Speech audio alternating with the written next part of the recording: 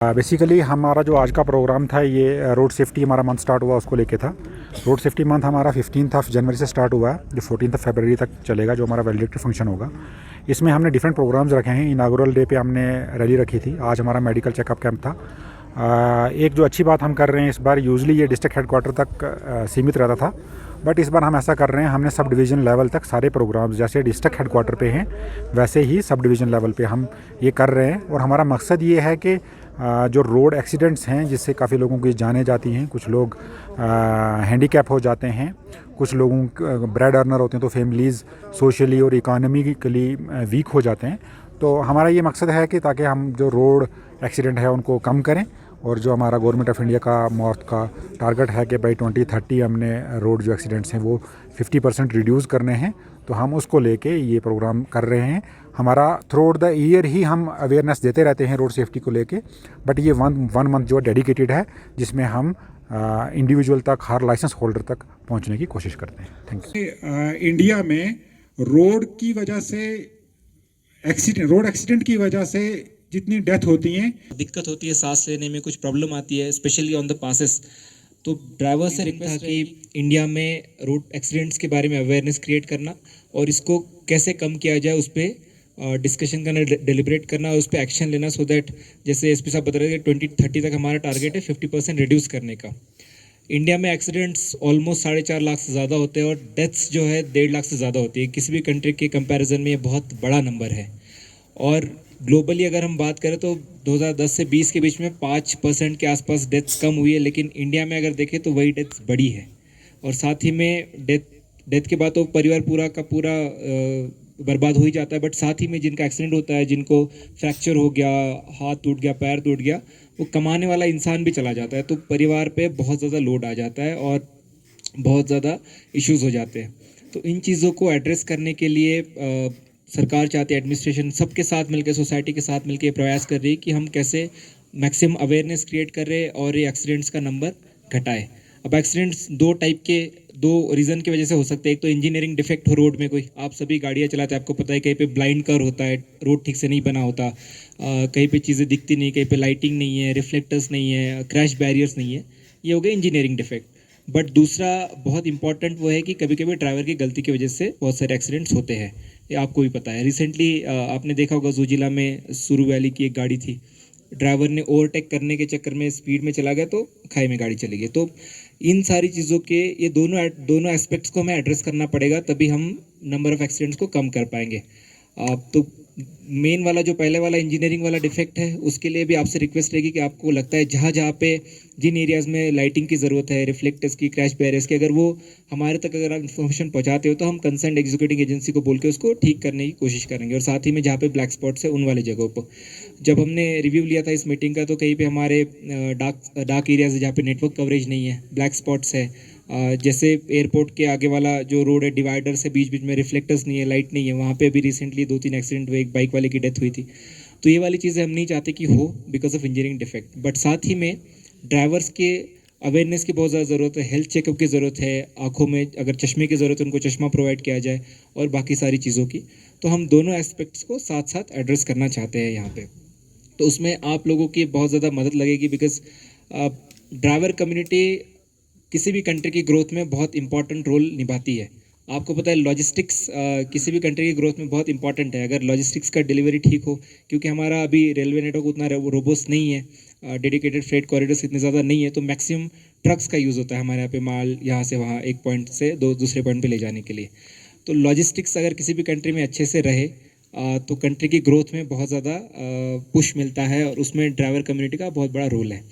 तो उसके लिए आप सभी के साथ मिलकर हम चाहते हैं कि इन वाली इश्यूज़ को एड्रेस करें और बेहतर एक सुविधाएं देने की कोशिश करें। आप डिफरेंट कैपेसिटीज़ के पोर्टेबल सिलेंडर आपके गाड़ी में, जिस वक्त हम टैक्सी लेके टूरिस्ट को लेते हैं या अदरवाइज भी आप गाड़ी चलाते हैं, जैसे आप 407 चलाते हैं, 207 चलाते हैं, ट्रक चलाते हैं, बस चलाते हैं, तो आई थिंक अगर एक सिलेंडर अगर गाड़ी में रख देगा, खुद के लिए भी बड़ा सेफ्टी है और उसमें चलने वालों के लिए भी सेफ्टी है। कहाँ तक वहाँ मेडिकल हेल्थ सेंटर में पहुँचेगा, हॉस्पिटल में पहुँचेगा oxygen cylinder, it is freely available. या खुद ये खरीद सकते हैं। This is not costing not more than 3 to 4,000 sir. आपका जो वेंडर से हर जगह मिल जाता है या फ्रीली अवेलेबल करते हैं हॉस्पिटल में। आपके मेडिकल हेल्थ सेंटर में जाइए, आपके जो हॉस्पिटल में जाइए, कोई भी मेडिकल हेल्थ सेंटर में we have fitted this type of oxygen cylinder. आपके सोनम हॉस्पिटल में तो आपका जो ऑक्सीजन प्लांट के थ्रू, पाइप के थ्रू आते हैं। तो ये आजकल बड़ा सिस्टमेटिक बना दिया है। ये आपका सिलेंडर, पहले तो लोहे का उठाने में बड़ा प्रॉब्लम होता था, किसी का गिर जाता था, टांग पे लग जाता था। पोर्टेबल ऑक्सीजन सिलेंडर है, कहीं भी उठा के रख सकता है, कहीं भी पी सकता है। तो दिस इज का aluminium oxygen cylinder. Cylinder component हो गया, ये आपका सिलेंडर है। उसके बाद हर एक ऑक्सीजन सिलेंडर के ऊपर आपका ऑक्सीजन सिलेंडर जो है ना डिफरेंट टाइप्स का होते हैं। हर खासकर ऑक्सीजन सिलेंडर, इसका जो नेक बोलते हैं, ऊपर वाला हिस्सा हमेशा सफ़ेद होता है इसको ऑक्सीजन सिलेंडर। और जो ऊपर वाला सफ़ेद होगा आप मान लीजिए ऑक्सीजन सिलेंडर है। बाकी भी सिलेंडर गैस में होते हैं, जैसे कि नाइट्रस होते हैं, कार्बन डाइऑक्साइड, बहुत सारी चीज़ें होती हैं। बट इन द मार्केट में आपको यही अवेलेबल होगा, तो मान के चलिए यही ऑक्सीजन सिलेंडर है। तो इसको यहाँ से हवा आने के लिए, यहाँ से हवा आने के लिए एक जैसे हम किचन में गैस सिलेंडर होता है, उसकी जगह एक रेगुलेटर होता है। यहाँ पर भी इसको हम बोलते हैं रेगुलेटर। इसको रेगुलेटर होता है। आजकल बड़ा टेक्निकली बड़ा आराम से बना दिया है। ये आपका नया टेक्नोलॉजी का रेगुलेटर आया हुआ है, तो इसको फिट करना बहुत ईजी है। यहाँ पर डेमो दीजिएगा।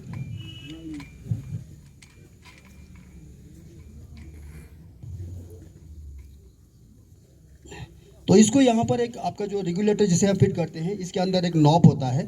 उसको नॉब को घुसाने के बाद ये जो इसका जो नॉब है, इसको क्लॉकवाइज घुमाना है। क्लॉकवाइज में जैसे जिसकी गाड़ियाँ चलता है, क्लॉकवाइज मीन्स क्लोज। आप ये याद रखिएगा। कभी कभार यहाँ डालने के बाद उल्टा घुमा लेते हैं तो हमें परेशान होता है, एयर फिट नहीं होता है, एक्सीडेंट हुआ होता है, परेशान होता है, 2-4 लोग होते हैं, हम जल्दी में हो जाता है। तो इसको हम क्लॉकवाइज घुमाते हैं, क्लोज हो जाते हैं। जब इसको खोलते समय एंटी क्लॉकवाइज, या किसी को पहले फिट होगा तो सिलेंडर हमने चेंज करना होगा, तो आपको पता नहीं चलता है कि इसको कैसे घुमाना है, कहाँ घुमाना है। उल्टा क्लॉकवाइज घुमाते हैं हार्ड हो जाता है। तो इसको एंटी क्लॉकवाइज मीन्स गाड़ी के एंटी अगर इसको घूमेगा ये खुल जाता है। क्लॉकवाइज मीन्स क्लॉक, वहाँ आप याद रखिएगा। ये जब क्लोज हो जाता है तो ये यहाँ से कनेक्टिविटी हो जाता है। उसके बाद इस पे एक गाड़ी जैसा लगा होता है, गाड़ी इस पे प्रेशर रेगुलेट करता है, एक प्रेशर रेगुलेट करता है। तो इसमें एक फिक्स प्रेशर होता है।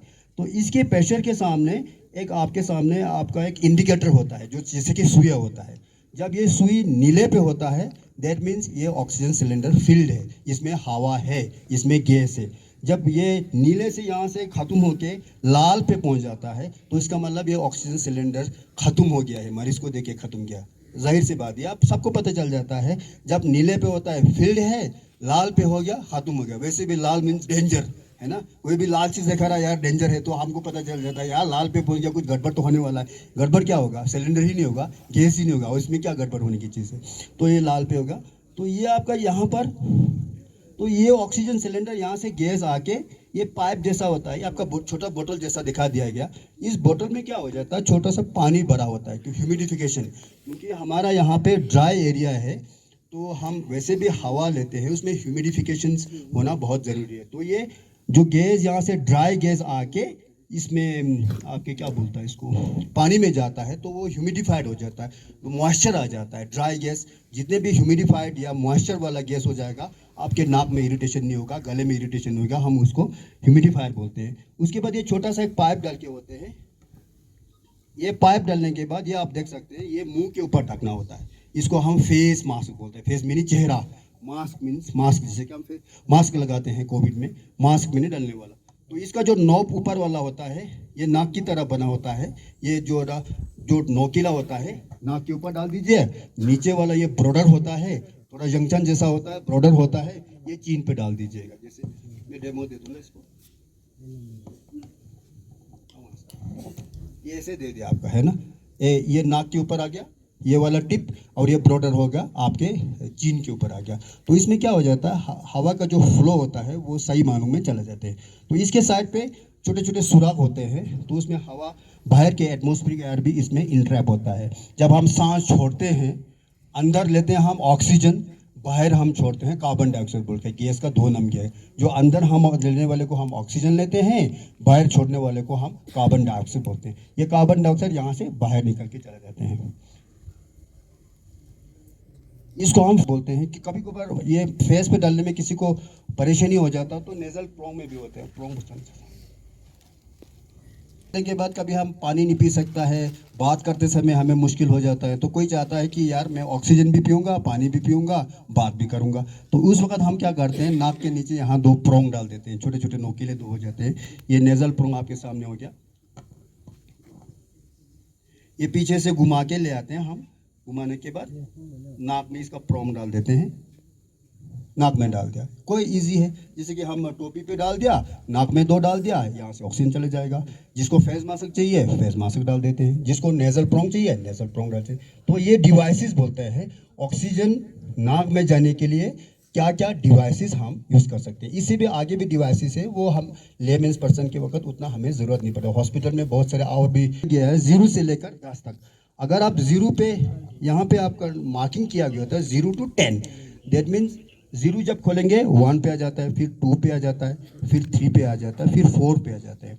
यूजुअली आपको ऑक्सीजन देते समय 4 पे डाल दीजिए। 4 मीन्स 4 लीटर्स, 4 लीटर इसमें से बाहर निकल के आ रहा है। 4 लीटर्स पर मिनट, मिनट के हिसाब से चलता है कि इसमें 4 लीटर 1 मिनट में इस गैस से निकल के आपके मरीज को जा रहा है। ये आप निकाल के 10 तक भी डाल सकते हैं। ये डिपेंड करता है आपके मरीज को कितना ऑक्सीजन चाहिए होता है।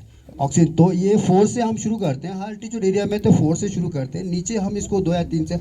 अगर मरीज को ज़्यादा ऑक्सीजन की ज़रूरत पड़ेगा तो you can go up to 10 से ज़्यादा। ये सिलेंडर, ये जो आपका जो face mask oxygen nasal, ventilator में हम 40 लीटर्स देते हैं। तो ये आपका नॉर्मल एक ऑक्सीजन सिलेंडर हम आपको 4 से 10 लीटर तक, या कभी कभार मैंने देखा कि जब टूरिस्ट वगैरह लेते हैं तो एक पर, डॉक्टर साहब हमने ऑक्सीजन तो डाला हुआ है, एक पर लेते हैं, वो तो एक तो आपके नाली में ही रह जाता है, सांस में पहुंचे, इसलिए आप 4 पे ही डाल दीजिएगा। कोई भी मरीज, रोड ट्रैफिक एक्सीडेंट हो चाहे हार्ट टिचुरल हो, एनी पेशेंट्स जिनको ऑक्सीजन की जरूरत होगा तो आप 4 पे शुरू कर लीजिएगा। ये वेरी सिंपल ईजी है। ये डाल दिया, नॉब ऑन कर दिया, 4 पे डाल दिया, सिंपल प्रोसीजर। इसमें ना कोई आपको आग लगने की वो डेंजर है, ना वो गैस लीक होने के बाद आपको लगने की डेंजर है। अगर यहाँ से लीक भी हो जाएगा, ये प्रेस नहीं होता है क्योंकि ये ऑलरेडी प्रेशर रेगुलेटर होता है, इसको रेगुलेट किया होता है। तो you don't need to worry about thing, आपको डरने की कोई बात नहीं। नेक एक्सटेंड, इसको गर्दन को आपने ऐसे कर दिया तो उससे क्या हो जाता है, आपका ऐसे अगर ऐसे बैठोगे तो कर दीजिएगा, तो उससे this is one of the important procedure. आपने अगर हेड को टिल्ट कर दिया, गर्दन को ऐसे कर दिया, हवा चला जाएगा खुद ब खुद। This is a basic fundamental thing, उससे जिंदगी बच सकता है। टेक्निक छोटी सी है, हेड टिल्ट करना है, इसको लिफ्ट कर देते हैं हम ऐसे लिफ्ट कर देते हैं, चिन लिफ्ट। तो इसमें डेमो में नहीं चलेगा आपका, चिन लिफ्ट, हेड टिल्ट। उसके बाद इसको आपके पास ये चीज़ जो आप अम्बू बोलते हैं, अम्बू नहीं होगा तो आप इसको माउथ टू माउथ दे सकते हैं। माउथ टू माउथ मीन्स हम खुद अपना सांस लेके इसको सांस दे देते हैं, माउथ टू माउथ रिस्पिरेशन। कुछ ना सही तो ये आपका, इसको हेड टिल्ट करो और ठोडी को निकाल के यहाँ से थोड़ा सफाई कर दो, इसको एयरवे क्लीनिंग बोलते हैं। उंगली से थोड़ा क्लीन करके माउथ टू माउथ देते समय आपका राइट साइड पे बैठ के आपका जो है ना, ये जो मुंह और नाक दोनों आपके मुंह में उठे। आपने लंबा सा सांस लेना है, ऐसे सांस लेने के बाद इसको ऐसे ही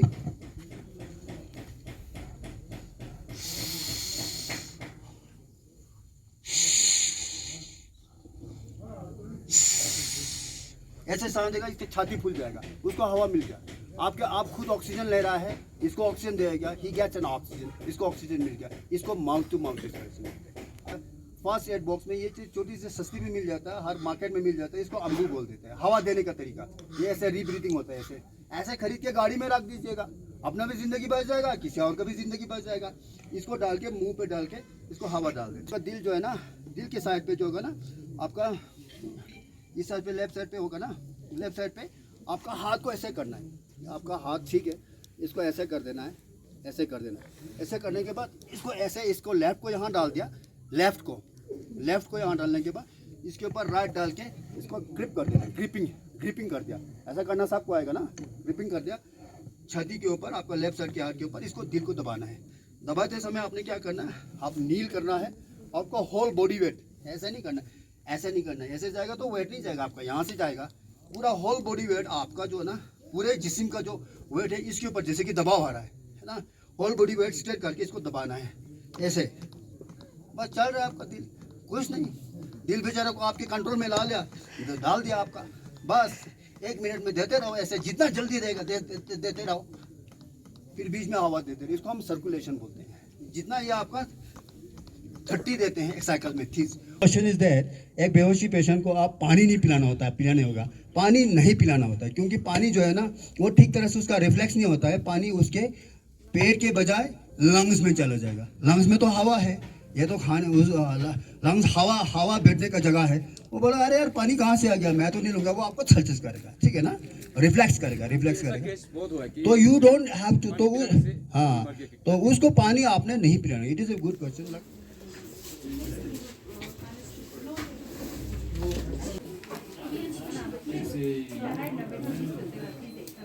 One flower.